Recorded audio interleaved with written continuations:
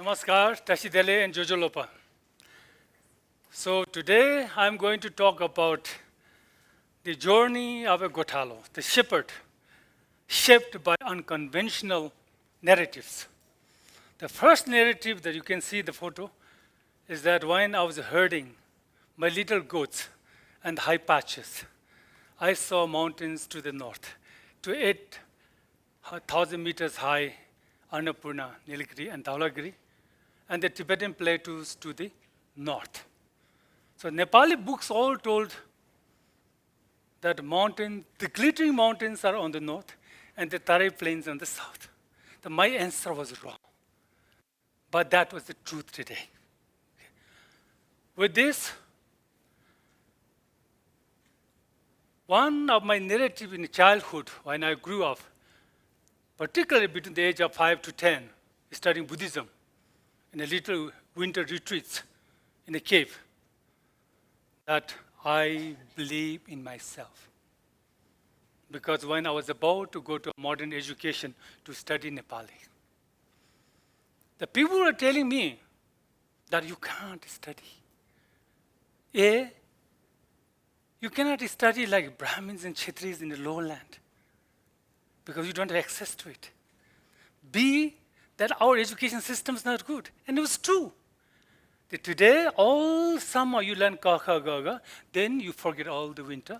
Then you learn again Kakha Gaga, you forget all the winter. So people are getting older and older, but without learning anything. So that's what they saw.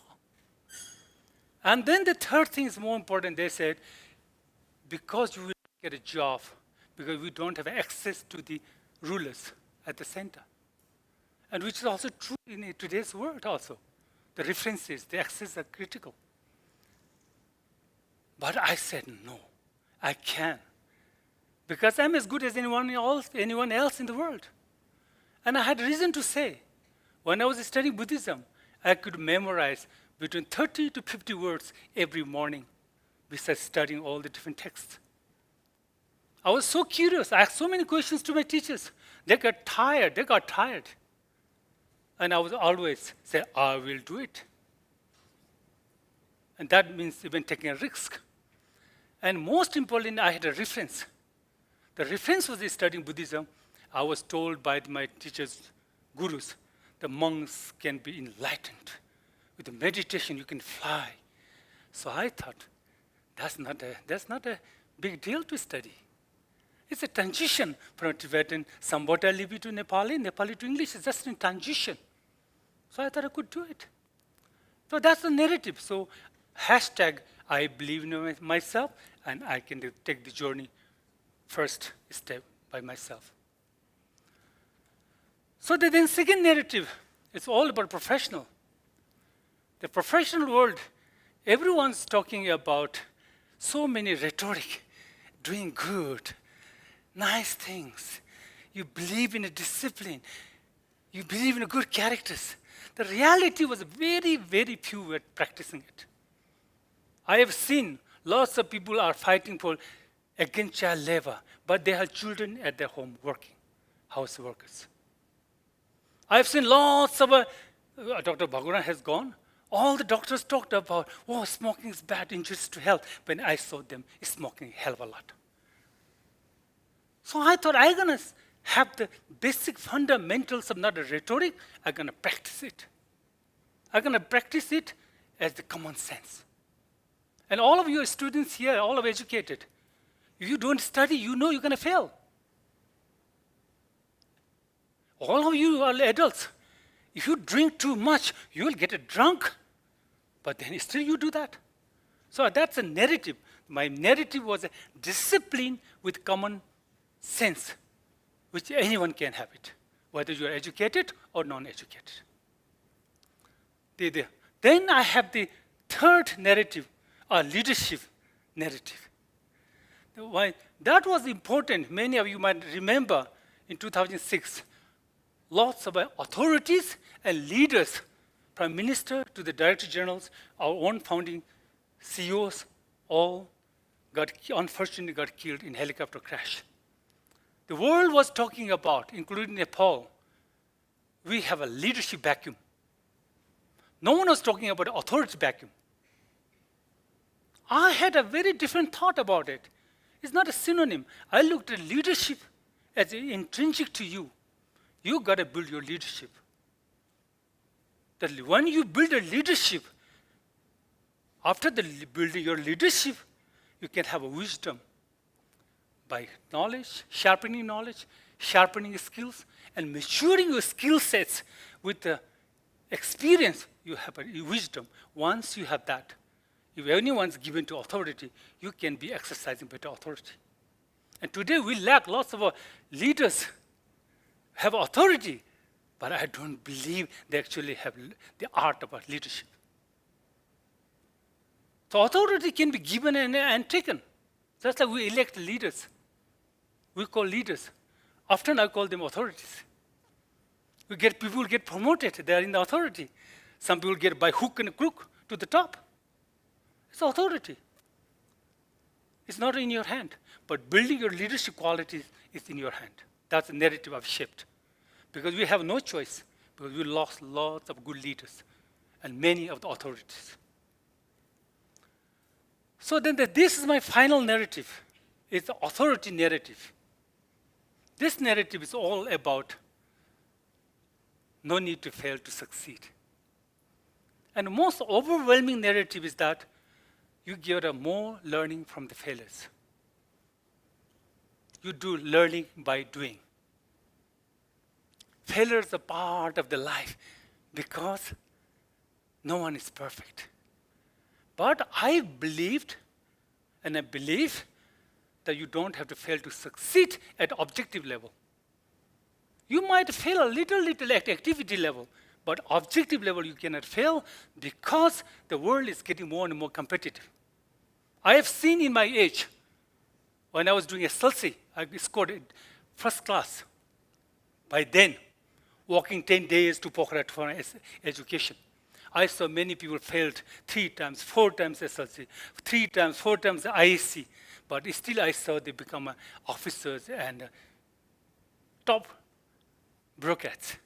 But if you do today, fail 3 times, you are not going to get anywhere because the world is moving too fast. So today's world, I believe, we can learn from others' failures. That's the approach we're going to take. You're going to listen, good people. You're going to listen, observe successful people. If you don't understand, you ask questions to those who are successful, then you learn from them, from their failures. Now, you don't have to fail yourself. And most importantly, because the change is permanent now, and change is very fast. So because of that, all of us need to be adaptive, resilient, and fast-paced moving individuals who transform themselves and can transform others. So what that has led to me, and today as a conservationist, I stand here before you, both institutionally as WWF and individual as Ghana Gurung, working under the leadership of government and local people, that we have put Nepal in the global conservation map. We are the only country, almost triple tiger numbers. We are the only country had a zero poaching of rhinos and doubling it in the last 18 years. We almost doubled the gharial numbers. We doubled the Saras crane numbers. We are the second largest population holding of snow leopards, despite we are the second smallest after Bhutan. We increased forest cover. And that all is being done. You all know how political instability is. We are still poor. Conservation doesn't get a front seat. Still, we have done that. The hashtag, if Nepal can do it, anyone can do it. So it's not only a conservation of the wildlife, it's people. When we lost leaders in 2006, everyone talked about there's a leadership vacuum. We focus constantly to build leadership. Now talk about indigenous right to natural resources. Kanchenjunga Conservation Area, the third highest ecology of the world, sharing border with India, Sikkim, and Tibet, China, has handed over to the local people to manage it, and they have been managing successfully last 18 years. How could that be possible? It's possible because people make it happen. And the leaderships that we continue to focus, I do not know how many of you here. We have more than 150 youths are graduated from Nepal. More than 8 graduated masters from Lincoln University, New Zealand. And some of them have won international awards. And one came here to give a TED talk last year. Yeah? So how good is that?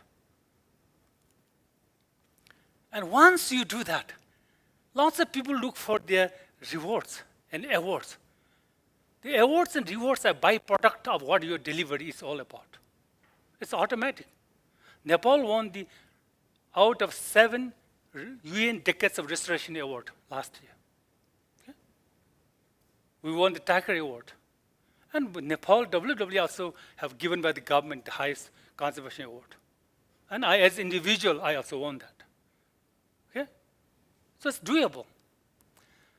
So basically, conclusion to you is that it's nothing to crack too much. Just simply believe in yourself. We too much believe on others. You have to believe in yourself. You have plenty of references to look around. And you have to practice the common sense. Make the common sense common, remain common. Yeah? Once you do that, then you have a discipline is the foundation of everything.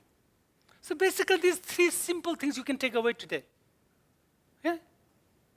And I think when you do that, I think it's possible.